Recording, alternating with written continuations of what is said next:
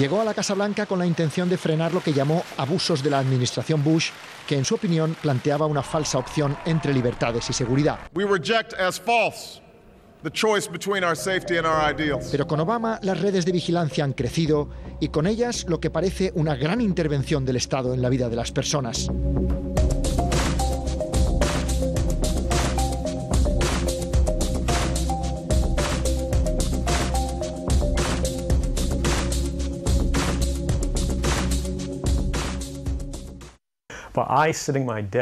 Desde mi ordenador yo podía pinchar cualquier comunicación, la tuya, la de un juez federal o incluso la del presidente, si tuviera su correo personal. Edward Snowden, 29 años, ex empleado de la Agencia de Seguridad Nacional, se ha convertido en uno de los hombres más buscados de Estados Unidos tras anunciar el lunes que fue él quien reveló al diario británico The Guardian y al estadounidense Washington Post la existencia de 2 programas de vigilancia secreta de las comunicaciones telefónicas y digitales de millones de usuarios. Snowden asegura sentirse decepcionado con el presidente Obama porque en su opinión no ha protegido las libertades civiles como prometió. Dice que su amplio acceso a secretos oficiales le permitía ver cosas que el Estado no debería estar haciendo y decidió denunciarlo. No hace falta haber hecho nada mal, es suficiente con que de pronto sospechen de ti por algo, incluso una llamada equivocada, y ya pueden utilizar este sistema para retroceder en el tiempo y examinar cada decisión que has tomado, cada amigo con el que has hablado alguna vez de algo. El caso Snowden saltó el domingo por la noche y multiplicó el ruido que la administración Obama estaba intentando apagar tras otras revelaciones. Días antes, la agencia de noticias Associated Press había denunciado que el Departamento de Justicia llevaba al menos 2 meses pinchando sus teléfonos, en lo que consideraron una intrusión masiva y sin precedentes en un medio de comunicación. El fiscal general, Eric Holder, explicó entonces que habían tenido que usar métodos agresivos porque Associated Press había recibido una filtración muy grave que ponía en riesgo la seguridad nacional. Pero este caso recordó que la administración Obama es especialmente severa persiguiendo filtraciones. Ha procesado bajo la ley antiespionaje de la Primera Guerra Mundial a más informantes, 6 hasta ahora, que ningún gobierno antes en la historia de Estados Unidos, como recuerda Paul Brandus, uno de los periodistas que siguen al presidente en la Casa Blanca. Obama está convencido de que para las agencias de inteligencia es mucho más difícil hacer su trabajo y proteger a la gente con este tipo de filtraciones a los medios. La figura del whistleblower, literalmente el que toca el silbato, que podríamos traducir como informante, es clave en la democracia estadounidense.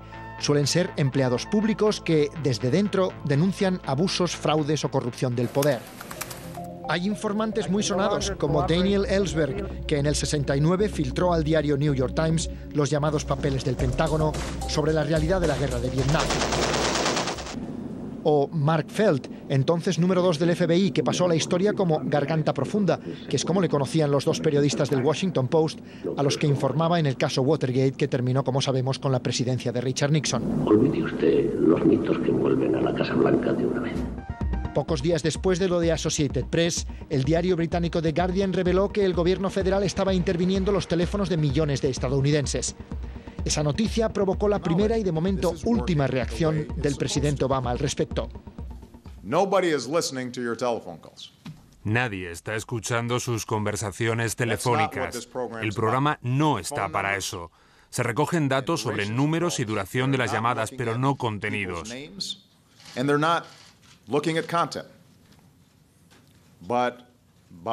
Al cruzar toda esa información que llamamos metadatos, los técnicos pueden encontrar pistas que les lleven a personas que pudieran tener relación con el terrorismo.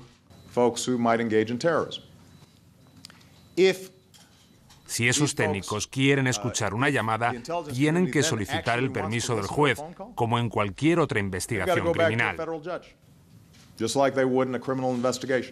El presidente admitió que cuando llegó a la Casa Blanca era escéptico sobre la necesidad de estos programas de cibervigilancia, pero que le habían demostrado ser eficaces para evitar ataques terroristas. Pero creo que es importante admitir que no podemos tener el 100% de seguridad, el 100% de privacidad y 0 inconvenientes.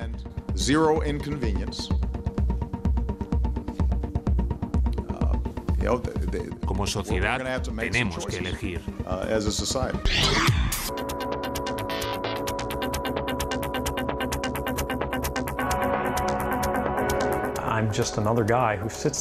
Yo solo soy uno más que desde su puesto de trabajo ve lo que está pasando y piensa, es la opinión pública la que debería decidir si esto que hacemos está bien o mal.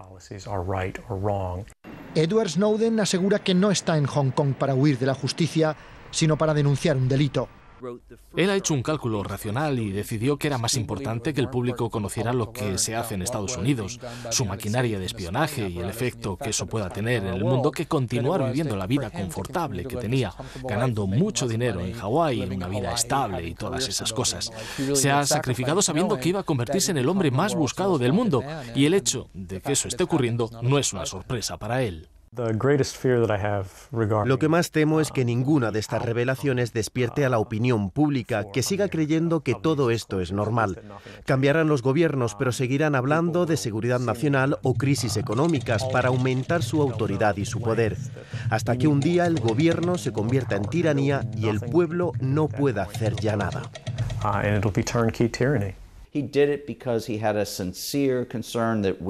Snowden lo ha hecho porque cree sinceramente que estamos en un momento crucial de nuestra historia, en el que todavía podemos controlar nuestro destino, decidir entre opciones democráticas. ¿Vamos a permitir que el Congreso de los Estados Unidos solo tenga sesiones secretas, sin debates públicos? ¿Vamos a comportarnos como un país libre y democrático? ¿O vamos a renunciar a todo eso solo porque hay un par de terroristas rondando?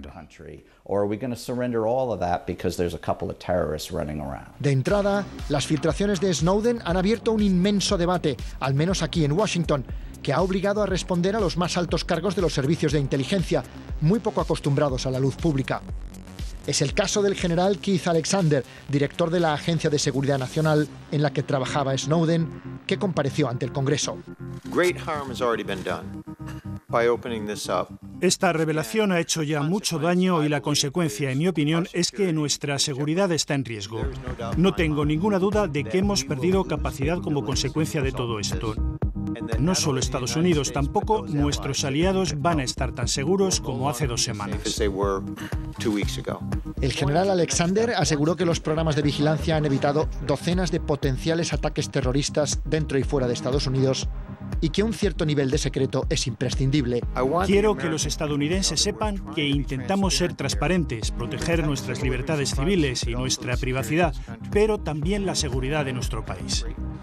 Este espionaje puede existir, pero vamos a empezar por la base.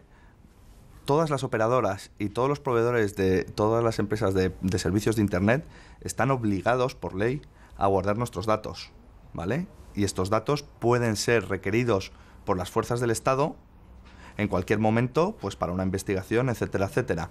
Entonces, por un lado, estamos siendo espiados por estas compañías, y un espionaje tan feroz como el de Estados Unidos, a día de hoy no hay constancia que exista en España. Sí que es cierto que estamos constantemente siendo observados. Los teléfonos móviles guardan nuestra posición, los buscadores guardan las búsquedas que hacemos en Internet, todo el mundo, las redes sociales facilitan nuestras fotos, etcétera. Entonces, estamos siendo observados seguro.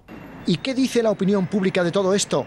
Pues hasta ahora no parece que los estadounidenses estén muy preocupados por estas revelaciones. El 56% consideran aceptable la vigilancia de millones de teléfonos para interceptar posibles amenazas, algo inaceptable para el 41%. Y a la pregunta, ¿cree que el gobierno debe investigar posibles amenazas incluso invadiendo su privacidad?, el 62% responde que sí y el 34% que no, en una encuesta del Centro de Investigación Pew y el diario Washington Post. Aún así, en Estados Unidos crecen las voces que acusan al gobierno de centrar la atención y los ataques sobre el informante, sobre Snowden, en lo que consideran una maniobra de distracción. Es muy común en estos casos disparar contra el mensajero, convertirle en el problema. Por eso vemos noticias sobre su presunto narcisismo. Si abandonó la escuela, si se ausentaba mucho de su casa, le acusan de espía. Incluso acusan al periodista Greenwald de espiar para China. Son acusaciones absurdas, pero buscan distraer la atención de la historia real. Según sus defensores, la verdadera historia son los programas de cibervigilancia masiva que Snowden ha desvelado. Y en medio de este debate, en Estados Unidos no son pocos los que se preguntan si, al abrazar los mismos sistemas antiterroristas que puso en marcha el presidente Bush, Barack Obama está traicionando sus propios principios, como sugiere el fotomontaje que estos días ha inundado la red. El presidente Obama y el Congreso insisten en que estos programas de cibervigilancia masiva son perfectamente legales y están supervisados por un tribunal especial. Pero todo este asunto ha puesto a la Casa Blanca a la defensiva, enreda inevitablemente su agenda política y le está enfrentando a incómodas preguntas a las que de momento están dando pocas respuestas. Según los datos conocidos, la comunidad de inteligencia creció espectacularmente en Estados Unidos tras los ataques del 11S, por la necesidad de coordinar mejor las agencias y ampliar el seguimiento y rastreo de las comunicaciones. Se calcula que más de 1 millón de personas tiene el máximo acceso a secretos oficiales, 483.000 empleados de empresas privadas, muchos de ellos jóvenes como Snowden, y más de 700.000 de agencias del gobierno en los múltiples servicios de inteligencia.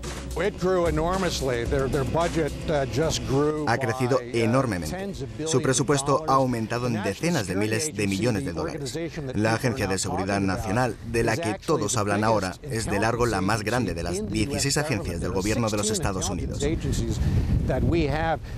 Es increíble que tan poca gente haya oído hablar de ella hasta ahora, porque es más grande que la CIA y el FBI juntos. Es gigantesca. La filtración de Snowden ha desvelado otro aspecto que el Congreso ya conocía, pero de lo que hasta ahora la opinión pública sabía poco. ¿Hasta qué punto se confunde lo privado y lo público en esta monumental estructura de inteligencia? Solo la subcontrata de la CIA, Booz Allen Hamilton, para la que trabajaba Snowden, tiene casi 25.000 empleados, en muchos casos profesionales que salieron del gobierno o viceversa, como el actual número 1 de la inteligencia nacional, James Clapper, que fue antes un ejecutivo de Booz Allen. Es un equilibrio complicado. Me duele reconocerlo, pero es un equilibrio complicado. En un mundo tan conectado, estamos viendo que nuestra privacidad cada vez vale menos.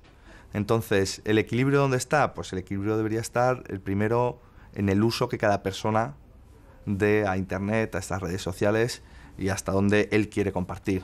Pero bueno, eso es algo que no depende de ti, porque luego puede haber terceros que accedan a los datos sin que tú lo sepas. Entonces, el primer límite es el que te pongas tú, y el segundo límite, insisto, yo creo que deberían ser los jueces y las leyes quien lo estableciese. El debate continúa y es posible que el caso Snowden permita iluminar un poco el opaco universo de los servicios de inteligencia en Estados Unidos. Pero la impresión es que este tipo de cibervigilancias está aquí para quedarse. Y respecto a Ed Snowden, no está claro todavía si es un traidor o un héroe, pero en la página de la Casa Blanca ya hay 75.000 personas pidiendo a Obama que le perdone.